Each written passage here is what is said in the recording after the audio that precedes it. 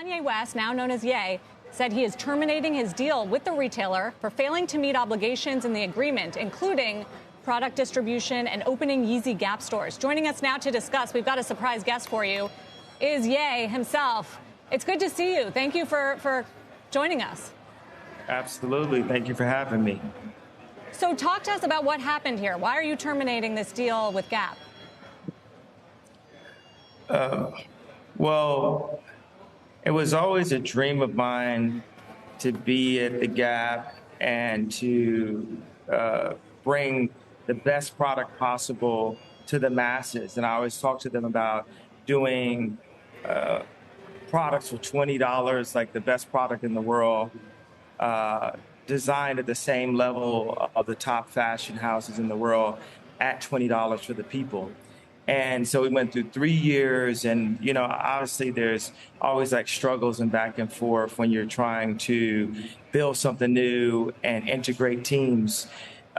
So we designed an entire collection, and actually I wasn't able to set the actual price that I wanted for this collection, and then they actually took one of the shirts and sold it for $19. So didn't price my stuff at like $200 and above their whole price point normally, and then did the exact shirt for $20. Also, they did pop-ups, and I signed on with them because they had in the contract they said they were going to do stores, and they just ignored us about building stores constantly, and it was very frustrating. It was very disheartening because I just put everything I had. I put all of my top relationships. I went and got Demna, the head designer of Balenciaga, which is one of the hottest brands in the world, to come. He does couture,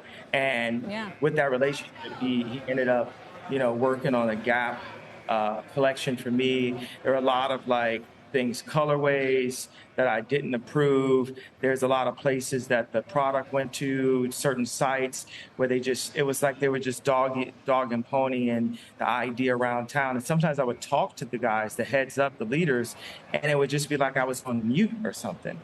And they totally, our agenda, it wasn't aligned.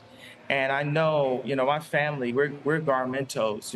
My family, we made the first Louis Vuitton bootleg jogging suits. When they used to confiscate the bags at LAX, that's actually literally my family that would cut up those bags and make jogging suits. We literally would make cross colors.